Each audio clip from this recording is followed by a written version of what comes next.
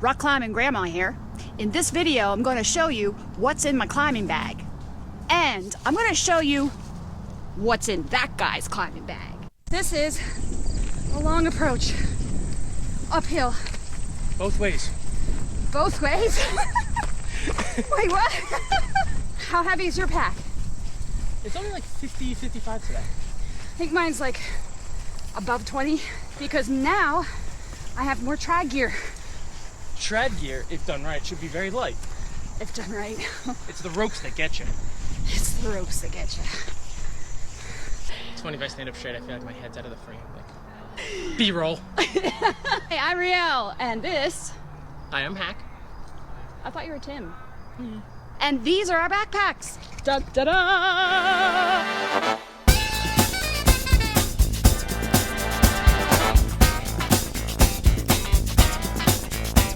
Big ones, small ones, some as big as your head.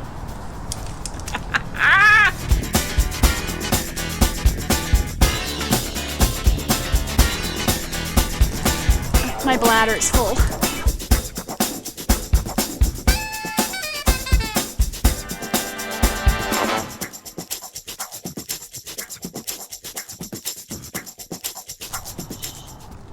Okay, so I put everything on the ground and I want to show you what I have here. First of all, I've got personal stuff.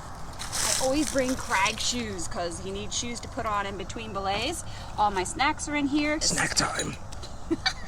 You might have seen this. This is going to house my first aid kit and also my little bathroom stuff. If you go on over and you check out what's in my day pack, you'll get a peek into this. I also have my GoPro gear in here. Don't forget, you need some kind of bug stuff. I also bring a Leatherman because it's got so many different tools, including knives and things you might need. I also always bring a light source because who knows how long you're going to end up at the crag, and it's happened before where you're trying to get through the woods and you can't see where you're going. And then finally, for resting purposes, I bring a hammock with tree straps because I want to protect the trees at the crag. All right, I am a top roper, and as a top roper, I have to set an anchor. My anchors will be set with a static rope, or they will be set with some of my, what is this stuff called, Hack? So these are nuts. I have nuts and I have cams. Yep. And I also have quick draws, and this is something that I could set an anchor at the top of a climb for. Of course, I have all of my extra carabiners, and I have a personal anchor. I have my cordelette, I have my webbing. I actually have a belay device that I love to use. This is my favorite because it rests your hands. It kind of goes into a lock position, which I can show you in another video. And I also have this one that I had originally. This could be used for... Rappelling? Yes, I use this for rappelling. And then this is my newest favorite rappelling device that I can also use to belay at the top of a climb. So this one's a little different than that one. Yeah. What's the importance of the differences? Well, this one does not have, first of all, this added little serrated edge here, and that serrated edge helps in braking. This one also does not have the extra loop. This is something I can anchor this to an anchor at the top and be able to use this as a belay system from the top of a climb. And do you know what that little hole's for? This hole? No, Hack. What is that for? All right, so this little hole, Yeah. which you can set either a very small cam so that when you're belaying from the top, it is easier for you to be able to lower somebody should they not be able to get to the top. You can just put the cordelette through here and then pull, and it'll release the brake position. Oh God, you got to show me that. That's another video, Hack. Okay. Stand by for another video. All right, so I've showed you some of the basic things that I will set an anchor with. The other thing, of course, that you have to have is a climbing rope. And what's it under? What's this blue thing? What's this blue thing? A lovely blue thing. This is my rope bag, and I use it to protect my rope. Either while I'm belaying, all of the rope can be belayed into this, or I can also put it at the top where my anchor is to protect the rope from being frayed. Some straps, I can strap it down and put it on the top of my backpack, which is usually how I carry it. Now this is going to be like the basic things you need for climbing. You'll need some shoes, and they are very stinky. Ugh. You'll need a hat because rocks fall down on heads and hurt. Boink. And you also need a sticker that says "Yay Climbing." You do not need this, but it is good to have chalk. A lot of people climb without it. It's better for the environment if you do. Yeah, that's the TARDIS. And then we have our harness. I do have an extra thing on the side because I like to have my phone with me, and this way it keeps it secure. And then of course in here I have my handy dandy belay glasses. I've had these on in some other videos.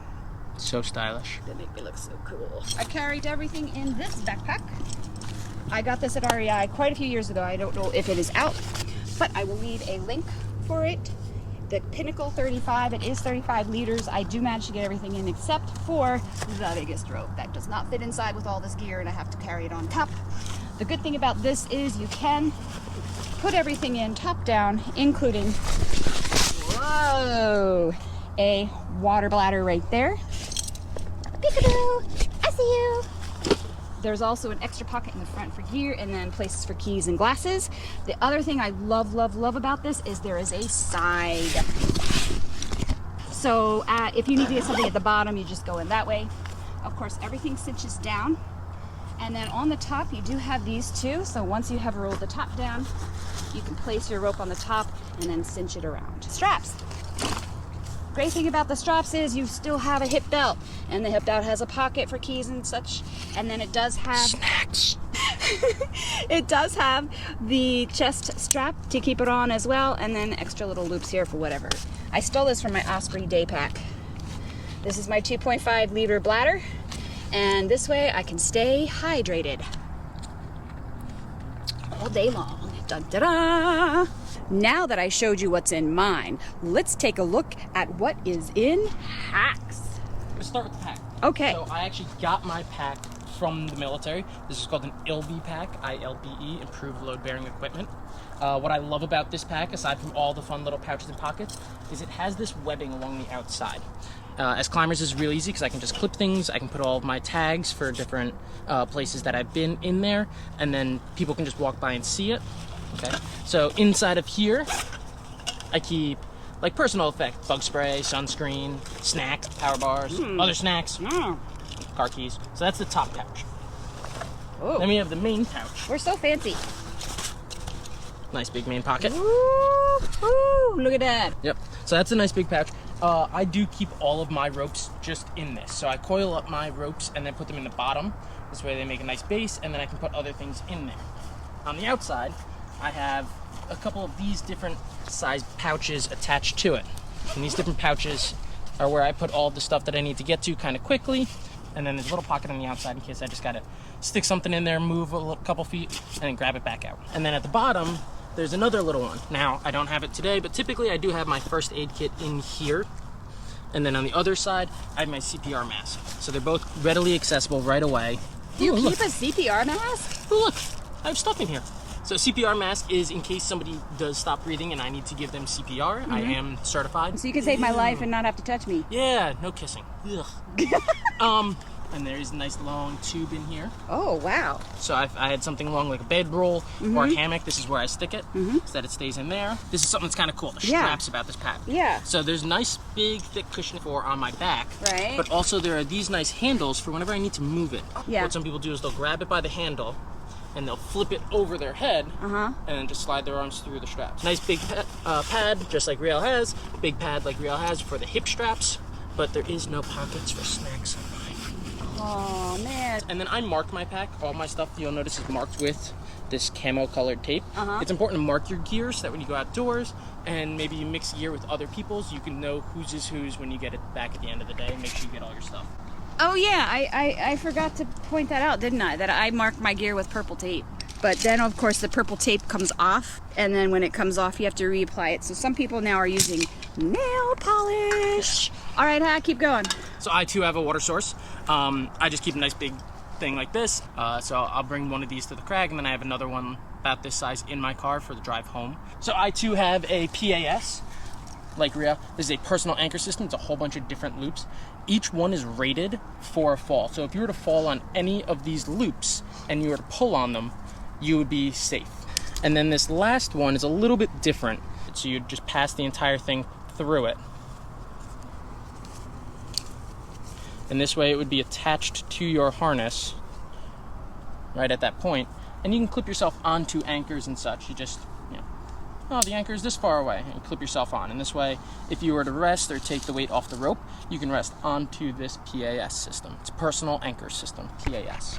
And this is why now I have one attached to my set. It's all his fault because I was using the strap things. They have a name that She was using cordelette, I was using cordelette, or she was using slings.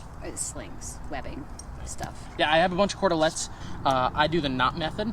All you do is you fold it in half, and you just tie a basic overhand knot. I'm thinking like, you know, I'm packing my bag for the day, going to the crag, right? And I got to get all this stuff into my bag. And so how am I going to make it all fit? Basically, you want everything neat and tidy and easy to find and easy to open up, and that's what I'm thinking. Yeah. Okay. So I personally do this a lot because I don't do a lot of treading yet. Makes it easy for when I'm setting up my top rope anchors. They all have their own locking carabiner that stays with them. I know I have something to attach it with. You're not like fumbling around to find a carabiner. Yeah, I'm not looking for a beaner while I have this set up or anything. It's all right here. It's all in one. I have some nuts also. Like I said, I'm not treading yet with these. And then I too have a couple cams. It's almost a set. I lost one. Oh, sad Here, moment. actually. You always are going to lose like your favorite cam, I feel like. Yep. And then I also have these. These are called tri-cams. I love those. They're my favorite favorite kind type of cam. We did a video about placing these. We actually. did. Check Link it up out. top. Link up top. So these are placed two different ways. You can either place them passively, so in the crack, you would just have it rest like this and it would catch. Or you can place it actively, where you would roll it, and then it would catch in here, and as it tries to open, it becomes wider and it would get pinned. So there's two different ways. So cool. I have a bunch of different draws. I have two different lengths. So the part that is different length is called the dog bone, this piece here that I'm pointing out with my pinky. And it's good because sometimes the bolt's really high, sometimes it's really low. And then you notice there's two different carabiners on them. So one side is straight. This is the side that goes onto the bolt on the walls for sport climbing.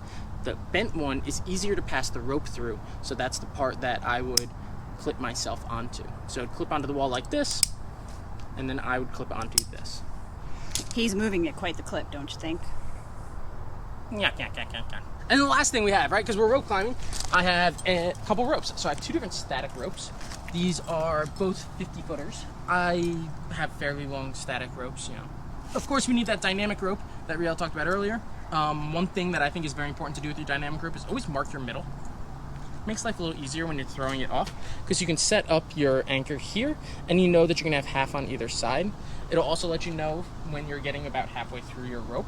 So when I was in the Adirondacks, I was treading with somebody who like treads all the time. He actually had a rope that was one color on one side and one color on the other side, and I'm like, yes, I want that. And then, obviously, if we're rope climbing, a harness, right? So this is my harness. I have my shoes on my harness. They are stinky also.